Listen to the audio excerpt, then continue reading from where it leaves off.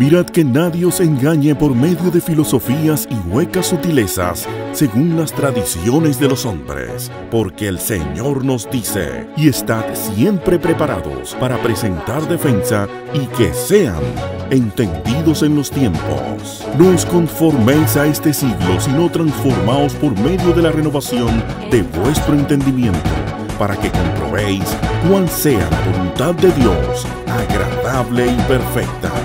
Entendiendo los tiempos. Hoy tenemos con nosotros en adición a Sugel Michelén y Salvador Gómez, al doctor José Alberto Ortiz. Bienvenido, doctor.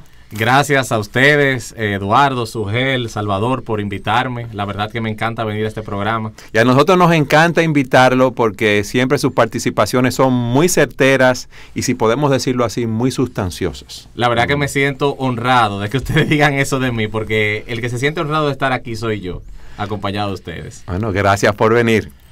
Hoy vamos a tener el tema, el aborto, crimen o derecho. Fue aprobado en el Congreso de la República Dominicana, para aquellos que nos oyen en otros países y nos ven a través del Internet, modificaciones en nuestro Código Penal. La Cámara de Diputados aprobó esas modificaciones, lo envió al Poder Ejecutivo, ¿verdad?, para su promulgación. Y ese proyecto de ley, el Ejecutivo, en lo relativo al aborto, le hizo ciertas observaciones. Le pidió a los legisladores que especifiquen las excepciones que deben prevalecer en el caso de penalizar la interrupción del embarazo. El Ejecutivo se refiere aquí a los casos en que la vida de la madre corre peligro, o cuando la mujer que está embarazada ha sido víctima de una violación o de un incesto, o cuando el feto tenga algún tipo de malformación, y es el tema sobre el cual queremos hablar, esa definición, ¿verdad?, que quiere el presidente. Doctor Ortiz, José Alberto, ¿qué tú tienes que decirnos con respecto a esto? Realmente este proceso ha sido largo y tortuoso.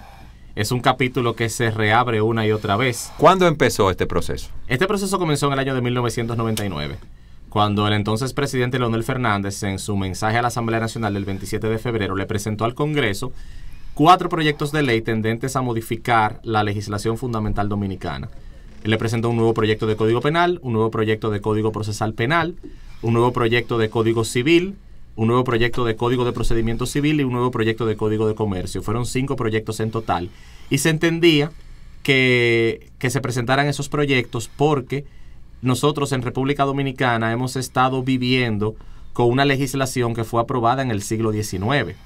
Nosotros, cuando la nación se constituyó en 1844, aprobamos nuestras primeras leyes fundamentales en 1884, y lo que se dispuso en ese entonces, en el siglo XIX, fue traducir al español, del francés al español, los códigos napoleónicos del tiempo de Napoleón Bonaparte. Es decir, que nuestro Código Penal es el mismo Código Penal francés de 1808, cuando Napoleón Bonaparte gobernaba en Francia, igual que los demás códigos de leyes de República Dominicana.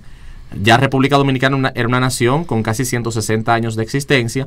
No podía seguir con leyes francesas del siglo XIX cuando las propias leyes francesas habían evolucionado. La República Dominicana, durante 2 años, del 97 al 99, trabajó a nivel de comisión de juristas en la elaboración de estas nuevas leyes. El presidente Fernández las presenta al Congreso en el año 1999. De todas, la única que se ha aprobado fue el Código Procesal Penal, que se aprobó en el año 2002 y entró en vigencia en el año 2004. Pero la que más dificultad ha traído ha sido el Código Penal, y ha sido por el tema del aborto. El Código Penal fue aprobado por primera vez en las 2 cámaras del Congreso en el año 2006, luego de un largo proceso de vistas públicas en la cual Sugel tuvo una destacada participación. Y el presidente Fernández decidió devolverlo al Congreso Nacional para que se revisara el tema del aborto. No profundizó las razones de por qué debía revisarse el tema del aborto, simplemente que debía volverse a examinar ese tema. En el año 2007, la Cámara de Diputados convoca nuevamente a vistas públicas. Todos nosotros participamos en esas vistas públicas y el proyecto quedó sobre la mesa, no se sometió a discusión. Luego, en el año 2009, comienzan las discusiones para modificar la Constitución y el país aprobar una nueva Constitución. El artículo 30 del proyecto constitucional definía la protección del derecho a la vida desde el momento de la concepción, que fue una sugerencia que en las discusiones de la reforma constitucional hizo tanto la Iglesia Católica como la Iglesia Evangélica. Incluso nosotros participamos en lo que fue la redacción de ese artículo 30 de cómo debía definirse la vida, y se entendía que debía definirse desde el momento de la concepción. Eso trajo una gran controversia. Los grupos de mujeres, las feministas, comenzaron a protestar diciendo que debía ser en general, que se protegía la vida en general desde el momento de la concepción, porque había que abrir la puerta a una serie de abortos, como las que ellas plantean en caso de violación, incesto, malformación del feto o situación de peligro de la vida de la madre. La nueva constitución se aprueba en el año 2010 con la propuesta nuestra de que se protegiera la vida desde el momento de la concepción. Sin embargo, ahora que se retomaron las discusiones del Código Penal y que se aprueba un Código Penal que mantiene las penas al aborto, esos grupos lograron influir en el presidente de la República a través de protestas y documentos para que el presidente devolviera el proyecto de Código Penal al Congreso, para que se revisara el tema del aborto y se tomara en cuenta esos 4 tipos de embarazos a la hora de imponer las penas. Y en eso estamos. Estamos otra vez en la Cámara de Diputados. Ahora se necesita 2/3 partes de la matrícula de la Cámara de Diputados para que las observaciones presidenciales no sean aprobadas. Luego el proyecto debe ir al Senado y se necesitan 2/3 partes de la matrícula del Senado para que las observaciones del presidente no sean aprobadas. En caso de que se obtengan las 2/3 partes de cada Cámara para que se mantengan las penas al aborto, entonces las observaciones presidenciales serían vencidas y el presidente ya está obligado a promulgar el Código Penal con la penalización del crimen del aborto. Ahora, despenalizar el aborto conlleva entonces modificar la Constitución. No, despenalizar el aborto conlleva violar la Constitución. Okay. Porque no ha sido convocada una reforma constitucional. Y ya nosotros hemos adelantado, conjuntamente con una parte del liderazgo evangélico dominicano, que si las observaciones presidenciales se mantienen y no es posible vencerlas en el Congreso, al día siguiente que se publique la ley, el Código Penal, en la Gaceta Oficial, nosotros vamos a interponer una acción directa en declaratoria de inconstitucionalidad por ante el Tribunal Constitucional, para que el Tribunal Constitucional declare inconstitucional el Código Penal completo. O sea que el problema que se va a armar va a ser mayúsculo, porque el país se va a quedar sin Código Penal si se declara inconstitucional la aprobación de la despenalización del aborto, porque es inconstitucional que un país que protege la vida desde el momento de la concepción en su constitución no sancione penalmente el crimen de aborto, el cual atenta contra el derecho a la vida de seres humanos ya concebidos. Entonces, si el Código Penal que se aprueba en el Congreso no penaliza el aborto, entonces todo el Código Penal sería inconstitucional. Y nosotros confiamos en que en el Tribunal Constitucional la razón va a prevalecer en caso de que no logre prevalecer en el Congreso Nacional. José Alberto, si yo no recuerdo mal, hubo también un intento de cambiar, de colocar el tema del aborto bajo el tema de la penalización de la violencia contra la mujer. ¿Recuerdas eso? Sí, claro que sí. La figura de la despenalización del aborto no solamente está en el Código Penal. Los grupos pro aborto han intentado introducirla a través de otros proyectos de leyes. Está el proyecto de ley de erradicación de violencia contra la mujer, que fue aprobado en el Senado de una manera increíble, y muchos senadores admitieron no leer el proyecto, porque ese es un problema que tenemos como nación. Nuestros legisladores no leen los proyectos de leyes, no leen los contratos de préstamo, no leen una serie de documentos que vinculan al país y le crean compromisos serios a la República Dominicana. Ese proyecto de ley de erradicación de violencia contra la mujer considera violencia contra la mujer el embarazo por causa de violación, por causa de incesto, por causa de malformación del feto y si pone en peligro la vida de la madre, y contempla penas de cárcel para los médicos que se nieguen a practicar abortos de mujeres que estén embarazadas bajo esas circunstancias. Que de paso, lo que mucha gente no ve es que este tema del aborto está conectado con otros temas, incluyendo el tema de la libertad de conciencia. Exactamente. O sea, cuando comiencen los médicos cristianos a decir, no, yo no quiero hacer esto, yo no puedo hacer esto, los médicos van a tener problemas, no va a haber libertad de conciencia. Y entonces sentido. Estamos hablando que se va a cercenar la libertad de conciencia de la mayoría, porque estamos hablando de un país donde el que no es evangélico es católico, y es un país de mayoría católica. Entonces la libertad de conciencia de la mayoría sería cercenada. Y otro proyecto de ley donde figura la despenalización del aborto es el proyecto de ley de salud sexual y reproductiva, donde se incluye no solo la figura de la despenalización del aborto, sino que también se incluye la enseñanza del aborto como un derecho en la materia de educación sexual obligatoria, que sería catastrófico porque, ya lo discutimos en otro programa, a través de la educación sexual se quiere introducir una serie de conceptos en las futuras generaciones que motivaría en las nuevas generaciones el crecimiento de que tener relaciones sexuales sin estar casado y a cualquier edad es algo absolutamente normal, y que no hay consecuencias porque si salgo embarazado a raíz de esa relación sexual inmoral, entonces puedo abortar sin ningún temor. ¿Y cómo si este es un país de una mayoría así católica como tú mencionas, y hay más de un 20% de evangélicos? O sea, ¿quién es que está determinando el que sí se recomienda el aborto? ¿Quién está detrás de esa agenda, de esa qué porcentaje tan poderoso es, o qué potencia hay detrás que promueve una cosa como esta? Bueno, se ha denunciado que hay, ¿verdad?, ONGs internacionales, que ese es un proyecto. ¿Tú podrías darnos más información con respecto a esto? Claro, o sea, la Organización de las Naciones Unidas maneja todos estos temas.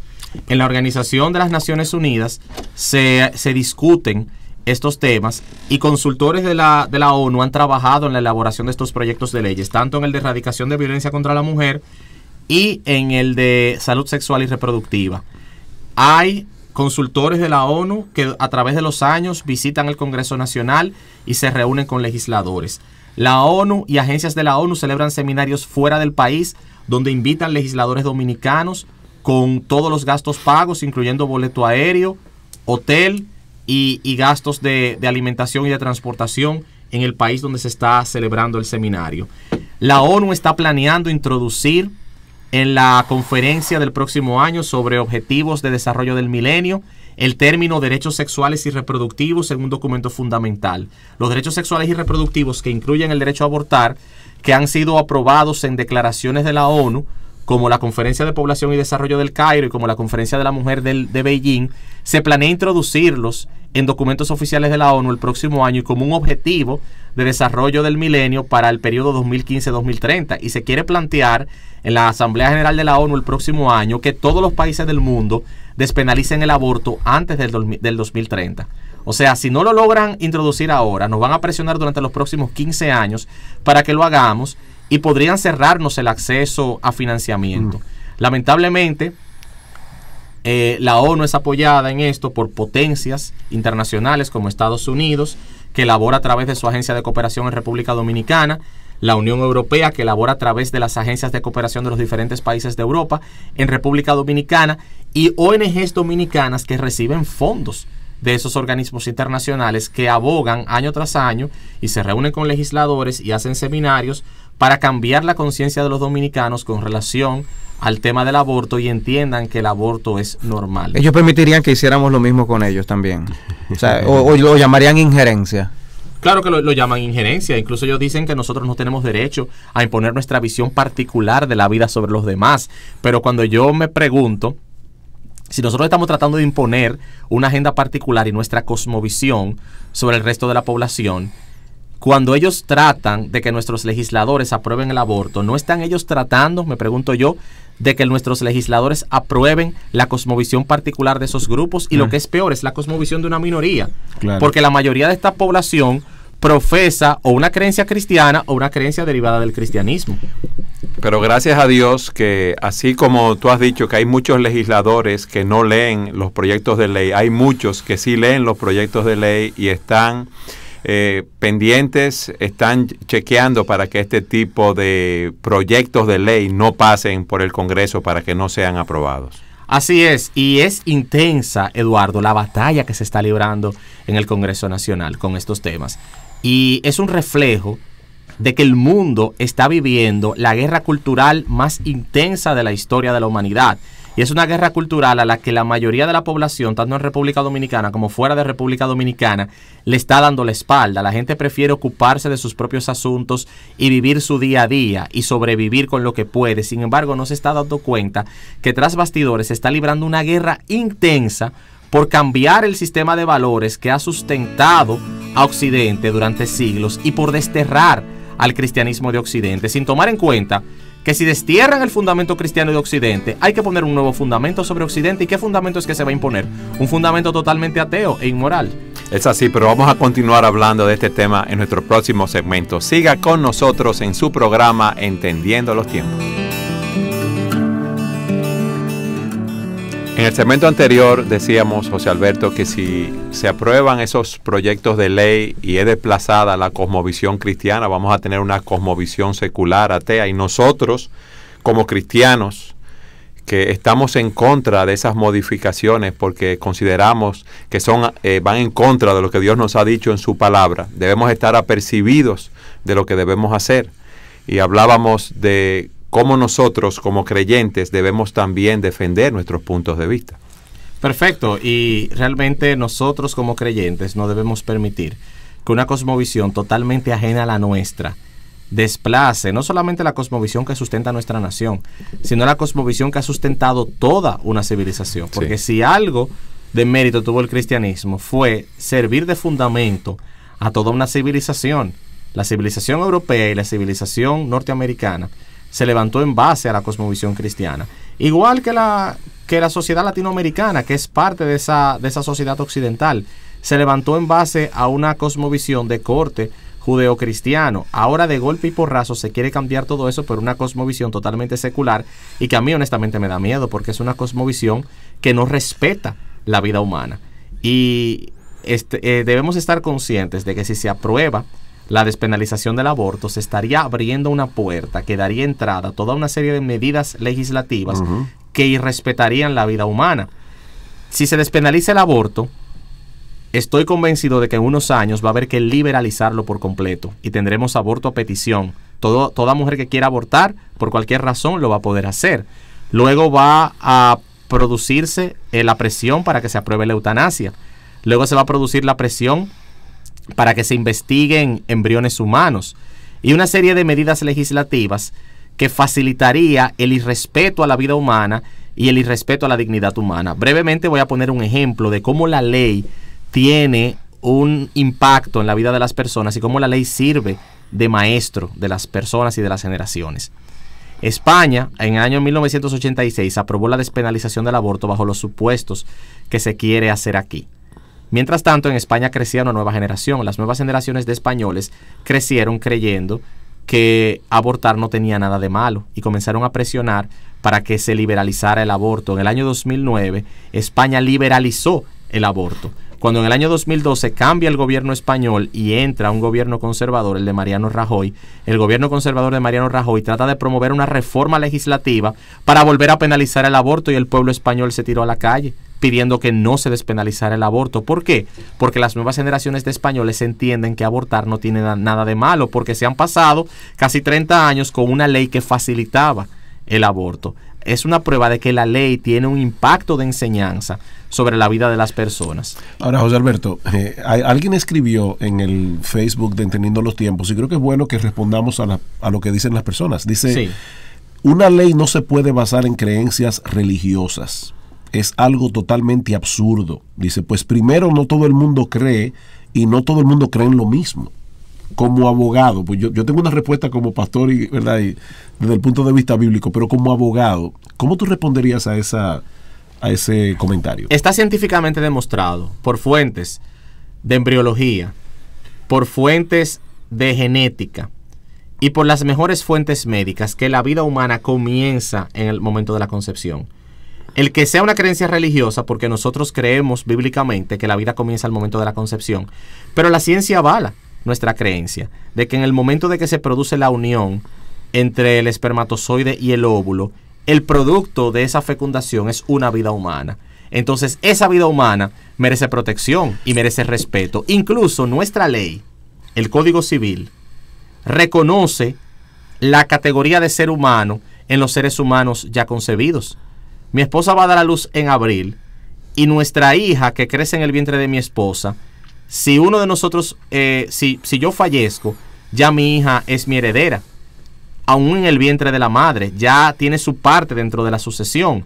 O sea que si la ley, el Código Civil, reconoce a un bebé que está en el vientre de su madre en proceso de gestación como miembro de la sucesión, es porque ya nuestros legisladores han reconocido que la vida humana comienza desde el momento de la concepción, y estamos hablando de legisladores del siglo XIX, de la Francia revolucionaria, que era una Francia que quería negar el cristianismo. Entonces, si no estamos defendiendo convicciones religiosas, es cierto, estamos defendiendo las convicciones que nos ha dado nuestra fe, pero al mismo tiempo estamos defendiendo una realidad científica. Ahora, vamos más atrás, José Alberto, porque fíjate lo que tú estás diciendo, es una vida humana. Sí. Bien, ¿y por qué la vida humana tiene que ser protegida?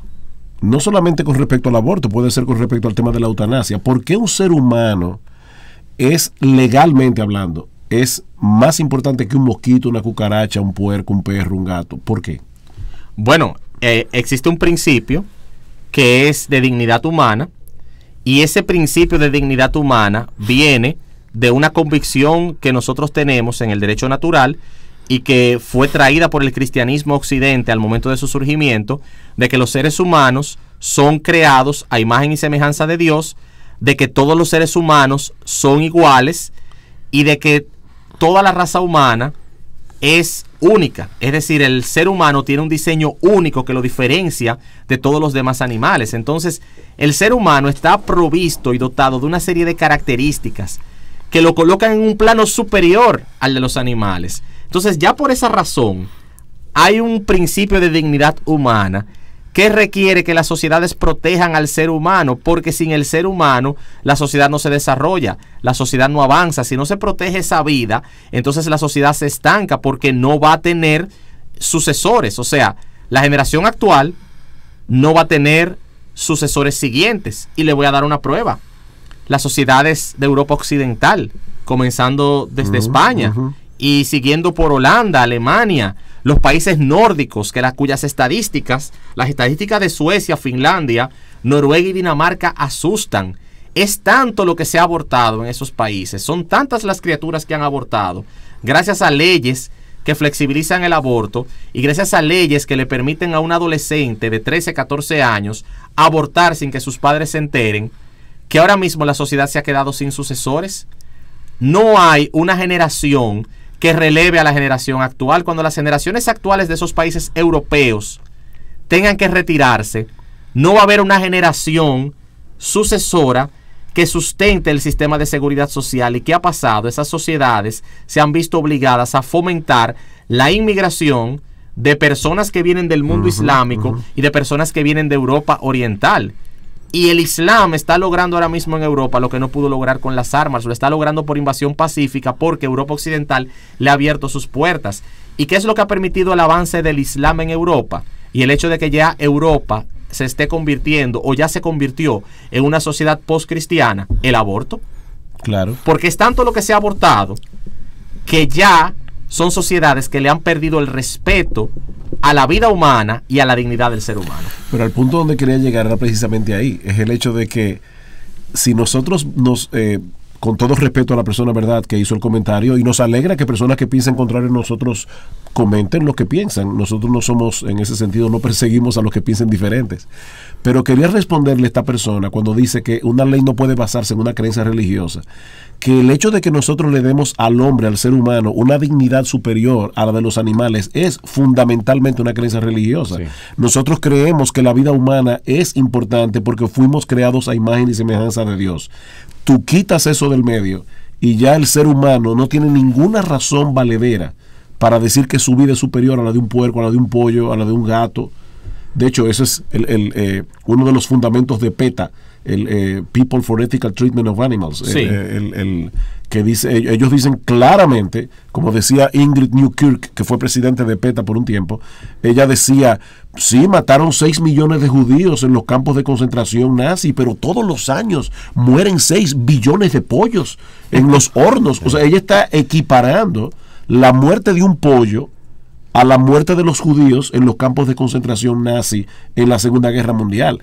Yo lo que quiero traer a colación aquí es cuál es la filosofía que está detrás de todo esto y recordar que las ideas tienen consecuencias. Sí, no tenemos que irnos muy lejos. Hace tan solo unos cuantos días, en un estado que no recuerdo cuál de los Estados Unidos, se estaba debatiendo si tenía personalidad jurídica un mono.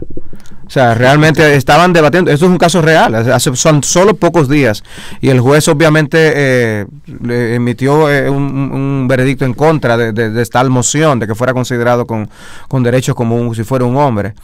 Pero aquí hay todo un engranaje, y aún para la persona que hace este tipo de comentarios, nosotros no podemos ver casos aislados, como simplemente esta sugerencia de plantear el aborto de esta forma en nuestro país surge de la nada.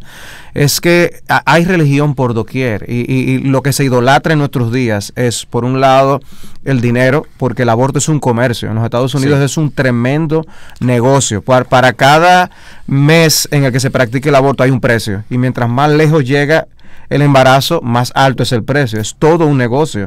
Pero aparte de la codicia de los hombres que incentiva este negocio, está otra religión, y es la religión del dios del sexo. El hecho de que la gente quiere seguir teniendo libertad sexual sin consecuencias y sin responsabilidad, algo que Dios unió desde el principio en el libro del Génesis. O sea, el hombre quiere vivir una vida irresponsable, es parte de la vida loca. Y por otro lado, la comodidad también. O sea, si él me involucra el yo tener que deshacerme de ciertos recursos, el yo tener ahora que cuidar a una pequeña criatura, el yo tener bebés, mejor quitarlo del medio. O sea, hay una idolatría en nuestro mundo, hay ídolos a los que las personas sirven como de una manera religiosa: el dinero, el placer sexual y la comodidad de nuestros tiempos. José Alberto, yo quiero que volvamos a las excepciones que deben prevalecer en caso de penalizar la interrupción del embarazo, y se refiere una de ellas, que la vida de la madre corra peligro. Sí. Actualmente, si la vida de una madre corre peligro, ¿qué hacen los médicos? Bueno, según las feministas, ningún médico quiere practicar un aborto cuando la vida de la madre corre peligro, porque tiene miedo que lo metan a la cárcel. ¿Alguien ha sido encarcelado? Ningún médico ha sido encarcelado o procesado penalmente en República Dominicana por practicar un aborto cuando la vida de la madre se encuentra en peligro. El Código Penal actual y el Código Penal que está en proyecto en el Congreso contempla la figura del estado de necesidad. El estado de necesidad es cuando yo, para salvar una vida, me veo obligado a destruir un bien jurídico, incluyendo una vida. Si un médico, en su labor como médico, observa que el embarazo está poniendo en riesgo la vida de la madre y decide practicar el aborto de esa criatura para salvar la vida de la madre, está protegido por el estado de necesidad y no puede ser protegido penalmente. Y voy a dar procesado penalmente, y voy a dar un caso práctico de por qué la figura del aborto terapéutico, como se le llama ese tipo de aborto, es una ficción. El 98% de los abortos que se practican a nivel mundial se practican durante los primeros 3 meses del embarazo. Durante los primeros 3 meses del embarazo no hay riesgo para la vida de la madre. Hay riesgo para la vida de la criatura, porque el embarazo está en etapas iniciales. Pero no hay forma de que la vida de una madre corra peligro durante los primeros 3 meses de embarazo, que es el tiempo en que se practican el 98% de los abortos. Las condiciones que pueden poner en riesgo la vida de una madre durante un embarazo surgen a partir del 5º mes del embarazo, que es muy raro que una madre aborte a una criatura después de un 5º mes. Y si surge una complicación como una eclampsia, una preeclampsia que puede surgir después del 5º mes de embarazo, entonces ahí el médico está protegido por la figura del estado de necesidad, porque por lo que esa figura que se quiere introducir del aborto terapéutico, a mi juicio, no es más que una brecha para facilitar miles y miles de abortos bajo la certificación de un médico mercantilista de que ese embarazo puso en peligro la vida de la madre. Y es importante señalar otra vez, porque lo hemos hecho a través de otros medios de comunicación, que el aborto terapéutico no existe, porque el aborto no cura ninguna enfermedad. O sea, la palabra terapéutico hace referencia a algo que cura. El aborto no cura. Y por otro lado, que aquí estamos hablando no de un aborto terapéutico, sino de un aborto indirecto. O sea, se está tratando de salvar la vida de la madre e indirectamente se provoca que el bebé muera en el vientre. Eso no es penalizado en nuestro Código Penal. No. De hecho, quiero hacer dos citas aquí. Una es de Everett Kopp, que es una eminencia, era una eminencia pediátrica, cirujano pediatra en Estados Unidos. Dice que durante sus 30 años de ejercicio nunca supo de una sola situación en la que tuviera que quitársele la vida a un niño antes de terminar el embarazo para salvar la vida de la madre. Él mismo dice, eso es una cortina de humo. Y por otro lado, el doctor Alan Guttmacher, que es de paternidad planeada, una institución pro aborto, o sea, ellos favorecen el aborto.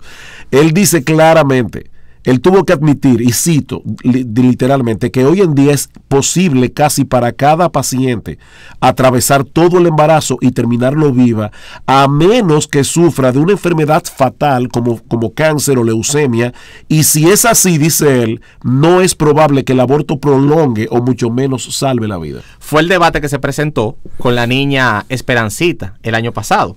En el 2012, una niña de 13 años fue embarazada fruto de un incesto que le perpetró su padrastro, y la niña tenía leucemia. Y la niña lamentablemente falleció en el hospital. Pero se dijo que la niña falleció porque los médicos se negaron a practicarle un aborto porque tenían miedo de ir a la cárcel. A la niña se le aplicó el tratamiento de quimioterapia. No se le podía hacer el trasplante de médula ósea, pero algo que sí se dijo en todo momento durante el debate es que un aborto no le iba a salvar la vida. O sea, si se le practicaba el aborto, su vida no iba a ser salvada, porque ella no murió a causa de que no se le practicó el aborto. Ella murió a causa de que tenía un estado de leucemia bastante avanzado. Entonces, ese argumento de que el practicar un aborto en los casos que la vida de la madre corre peligro, no es un argumento justificable en ese aspecto, no, porque es fácilmente, se ha probado, por lo que se ha dicho aquí, que eso no se puede sustentar así. No. Entonces, ¿qué denota eso? ¿Es que hay desesperación en esos grupos para introducir esa ley? Claro, porque están recibiendo financiamiento externo y tienen que dar resultados a las personas que los financian y que los patrocinan. Entonces, hay un afán de agencias internacionales, de organismos internacionales como la Organización de las Naciones Unidas, de introducir el tema de los derechos sexuales y reproductivos, de facilitar el acceso al aborto. Y yo me pregunto, ¿por qué tanto interés en reducir la tasa de natalidad de países como el nuestro? Porque está demostrado que el aborto reduce la tasa de natalidad, como pasó en Europa Occidental. ¿Cuál es el afán de estos organismos y agencias internacionales de evitar que nos sigamos reproduciendo? Son claras políticas claras de control de la natalidad y de un intento claro y grosero de limitar el crecimiento de nuestra población. Ok, ellos dicen también cuando debe haber un aborto, se puede abortar cuando la mujer ha sido víctima de violación o incesto. Bueno, de hecho, déjame buscar aquí, hace 3 días atrás, una persona, ¿verdad?, del gobierno de República Dominicana escribió en su Twitter este comentario, y pienso que es bueno compartirlo aquí con la audiencia. Dice, estoy aquí buscando dice lo siguiente: ninguna ley puede obligar a una mujer a parirle un hijo al delincuente que la violó. Una de las cosas que yo me he dado cuenta, José Alberto, en este debate y pienso que ha sido tu experiencia en este debate del aborto, es que hay muchos argumentos emocionales, por un lado, y se trata también de hacer argumentos ad hominem. O sea, los que están a favor de la vida son unos hipócritas porque, o sea, es como atacar la moral de los que están defendiendo la vida, pero no están entrando en la esencia misma de este debate. ¿Es el embrión una vida humana, sí o no? La pregunta mía con respecto a ese Twitter es la siguiente: es terrible que una mujer sea violada, y nosotros entendemos el dilema que se plantea un embarazo en esa circunstancia, pero la pregunta que deberíamos hacerle a esta persona ¿es justo matar a un niño porque su padre es un delincuente? Es que si se aprueba la despenalización del aborto por causa de violación o de incesto, estaríamos violando el principio de personalidad de la pena, porque estaríamos volviendo penalmente responsable a una persona como un bebé que no cometió ese hecho. Y la Constitución es clara de que nadie puede ser penalmente responsable por el hecho de otro, y también estaríamos violando el principio de no discriminación, porque estaríamos decidiendo que una persona debe morir por la forma en que fue concebido. Y es una inmoralidad usted quitarle la vida a un niño por la forma en que fue concebido. Esos niños no pidieron venir al mundo como fruto de una violación o como fruto de un incesto. Es muy doloroso, es muy traumático para una mujer tener que llevar durante 9 meses el fruto de un embarazo por violación o por incesto, pero yo creo que va a ser doblemente traumático el que esa criatura tenga que ser abortada, porque está demostrado por las mejores fuentes de psiquiatría el alto nivel de estrés postraumático que sufre una mujer que aborta. Están las historias de las pesadillas, de los insomnios, de los sentimientos de culpa y del nivel de ansiedad, del nivel de angustia, de cómo la calidad de vida de una mujer que aborta se deteriora con el paso de los años, independientemente de que su embarazo haya sido fruto de una violación o de un incesto. Vamos a seguir hablando de este tema en nuestro próximo segmento. Siga con nosotros en su programa Entendiendo los Tiempos. En el segmento anterior veíamos las excepciones que presentan, en las cuales deben prevalecer en caso de penalizar la interrupción del embarazo. Tú nos explicaste que hablaban de que en los casos que la vida de la madre corre peligro, y tú has explicado cómo en el código actual el médico, en caso de un peligro así que en la vida de la madre, puede tomar una decisión. También vimos de las personas que han sido víctimas de incesto o de violación, y también presenta cuando el feto tenga malformaciones incompatibles con la vida. Realmente lo que se quiere es, como la tecnología ha avanzado mucho, que si un bebé tiene malformaciones, van a ser con cierta enfermedad, entonces se pueda abortar. Pero el problema de malformaciones incompatibles con la vida es sumamente amplio y sumamente ambiguo, porque un bebé con síndrome de Down viene con una malformación. Un bebé que van a nacer con problemas mentales, o que van a ser ciego, que van a ser sordo-mudo, viene con malformaciones. Entonces es muy peligroso ese término, porque ¿qué sería esto, señores? Sería volver al tiempo de la Alemania nazi. Claro. Hay que recordar las leyes eugenésicas que promulgó Adolfo Hitler en la Alemania nazi. ¿Podemos decir lo que es la eugenesia? Dice el diccionario de la Real Academia: es la aplicación de las leyes biológicas de la herencia al perfeccionamiento de la especie humana. Desechemos los defectuosos y dejemos a los sanos. ¿Cuántos nos quedaríamos vivos si desecharan todos nuestros defectos? Que eso se aprobó en la Alemania nazi. En la Alemania nazi se aprobó el aborto de bebés que iban a nacer con defectos y que la tecnología podía determinar en ese tiempo, la tecnología de los años 30. Y era una sociedad donde se aniquilaba, se terminaba con la vida de personas que no llenaban los estándares de perfección de la raza aria, que era la raza que se entendía superior en la mente de los nazis. Y es preocupante que se quiera volver a etapas ya superadas de la historia de la humanidad, que estemos construyendo una sociedad donde los débiles y los enfermos no tengan cabida. Ahí se prueba claramente que hay que quitar del medio a la cosmovisión cristiana, porque el cristianismo fue que trajo al mundo del Imperio Romano el amor por los débiles y el amor por los enfermos, y fue el que fomentó leyes que protegían a los débiles y los enfermos. Entonces, tengo que sacar el cristianismo de la sociedad para yo poder introducir estas leyes que van a terminar con la vida de seres humanos que no van a tener cabida en esta sociedad. Entonces, si, por poner un ejemplo, si terminamos con la vida de los bebés que van a nacer con síndrome de Down, eventos reconocidos en la sociedad dominicana, y valga la promoción gratuita, Quiéreme como soy, van a perder sentido. Correcto. Quiéreme como soy nace por la visión de una familia cuyo hijo nació con un problema de síndrome de Down, y ellos decidieron invertir sus recursos en la formación de esta fundación para ayudar a ese tipo de niños y traer felicidad, traer alegría a la vida de estos niños. Entonces, si aprobamos el aborto de niños que van a nacer con síndrome de Down, ese tipo de entidades benéficas van a perder sentido y van a perder vigencia en la República Dominicana y a nivel mundial. Fíjate qué interesante. Según el doctor Brian Skotko, un pediatra genetista del Hospital Infantil de Boston, en 2009, dijo en ABC News: un promedio del 92% de las mujeres que reciben un diagnóstico prenatal con síndrome de Down escogen terminar sus embarazos. O sea, que el tener esa información les mueve a esto. Pero no solo eso, sino que allí mismo dice que hay parejas en lista de espera, siempre listas para adoptar niños con síndrome de Down. Por un lado están estos abortos, entonces por otro lado gente que está en lista de espera queriendo adoptar. Por ejemplo, voy a poner un ejemplo corto, el de Nick Vujicic. Nick Vujicic nació sin brazos y sin piernas. Sin embargo, Nick Vujicic ha cumplido un gran propósito en la vida. Es un autor prolífico, un conferencista de fama mundial, y tengo entendido que ya tiene una esposa y que ha podido tener sus propios hijos a pesar de sus defectos. Si Nick Vujicic hubiese sido abortado bajo esa excepción de malformación congénita, el mundo se hubiese perdido de la bendición que es tener un hijo de Dios, como es su caso, porque es un muchacho cristiano, sirviéndole a los propósitos de Dios para su generación. Es así. Yo tengo un testimonio con respecto a eso, que también cuando hablan de malformaciones, la ciencia no siempre es infalible en ese sentido. Mi hija mayor, cuando iba a tener su tercer hijo, le diagnosticaron que venía sin músculos en el estómago, si podemos decirlo así. Si mal no recuerdo el nombre en inglés, era Belly Plum Syndrome. Y le dijeron los médicos, cuando ella estaba embarazada, que si ese bebé nacía no iba a durar mucho tiempo y que iba a morir.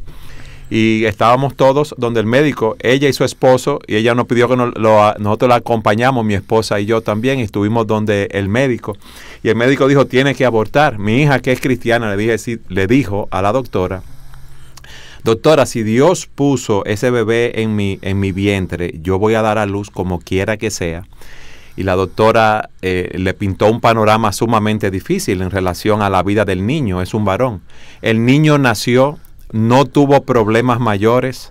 Ahora tiene 4 años de edad, Samuel Elías, y es un niño sano, está en el colegio estudiando.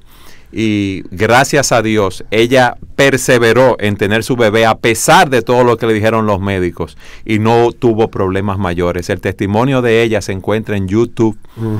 Rosalía Saladín de Marmolejos. Por este niño yo oraba, se llama el testimonio de ella. Por este niño yo oraba. Y entonces, un médico no puede ser Dios. Y si Dios puso ese bebé en su seno, algún propósito Dios tiene. Me explico, con ese bebé que tiene el síndrome de Down o cualquier otro tipo de malformación. ¿Y qué tal con el ejemplo bíblico del ciego de nacimiento de Juan capítulo 9? Dice Cristo que esto lo hizo para la gloria de Dios. O sea, Dios permitió que este niño naciera ciego de nacimiento y viviera parte de su vida así, para darle gloria al Señor. ¿Y cuántos hogares han sido bendecidos precisamente porque niños especiales han nacido en ellos? Y todos nosotros tenemos de alguna manera relacionados, conocidos, familiares que han tenido niños así, y los beneficios sobrepasan las dificultades. Ahora, yo quiero ir a un aspecto antes de continuar aquí, porque muchas personas que nos oyen pueden decir, ok, como cristianos y como ciudadanos, ¿qué nosotros debemos hacer ante estas modificaciones que se quieren hacer al código? Bueno, la sugerencia que yo le doy a los ciudadanos que aman la vida es que se empoderen. Los medios de comunicación, incluyendo las redes sociales, están repletas de posiciones a favor del aborto. Y ellos, siendo una minoría, le hacen creer al mundo que son una mayoría cuando no es así. Yo digo que los cristianos y los ciudadanos que aman la vida, que no necesariamente son cristianos, pero creen en la vida desde el momento de la concepción, deben publicar sus opiniones y posiciones en las redes sociales. Está el Facebook, está el Twitter, está el Instagram.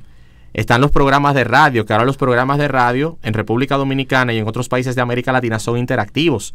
Usted puede llamar a los programas de radio y expresar su posición. Si usted vive en una provincia, usted debe mandarle cartas a la oficina provincial de su diputado o de su senador, pidiéndole que vote en contra del proyecto de ley. Es más fácil para los que viven en provincias de República Dominicana tener un acercamiento y un contacto directo con su diputado o con su senador, o con la oficina de ese diputado o senador. Vaya, visítelo.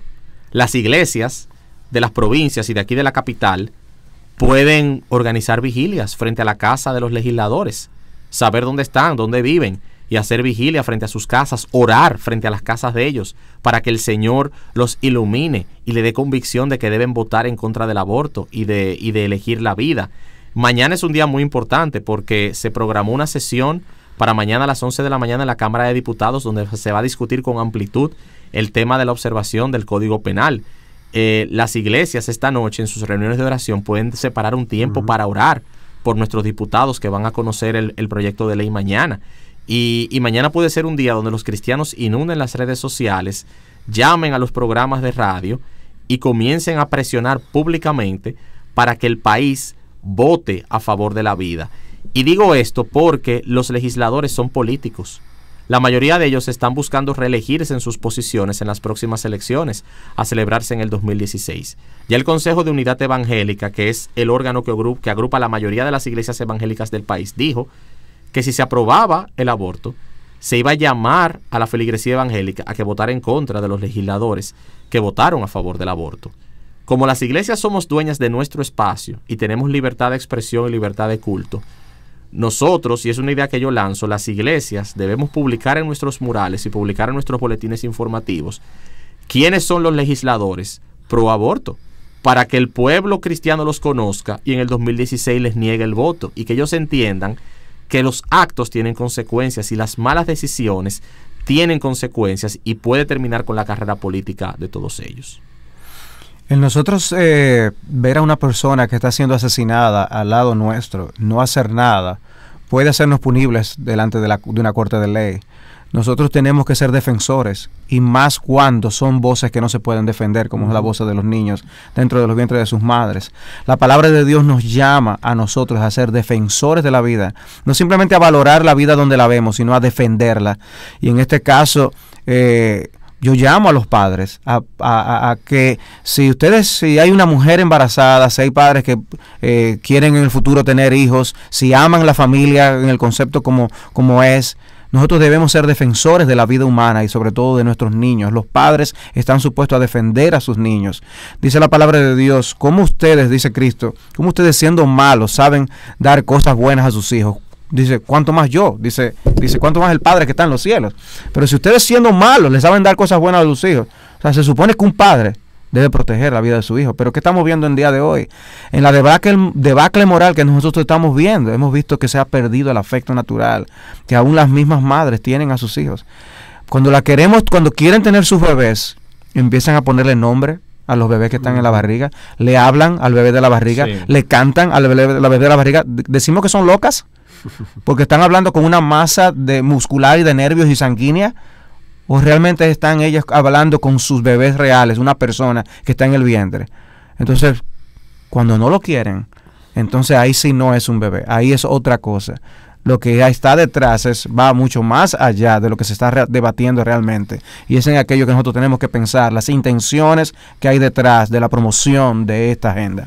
Por eso es que tenemos que insistir que el foco de este debate es la naturaleza del embrión. Cuando un espermatozoide humano fecunda un óvulo humano, el resultado es un ser humano. Y aún suponiendo que alguien tuviera la duda de que es un ser humano, la duda debe moverlo a preservarlo, no a matarlo. Amén. O sea, si yo voy manejando mi carro en una carretera a medianoche y veo un bulto en la carretera y yo sospecho que puede ser un ser humano, yo no le paso por encima. Claro. La duda lo que me hace es detenerme.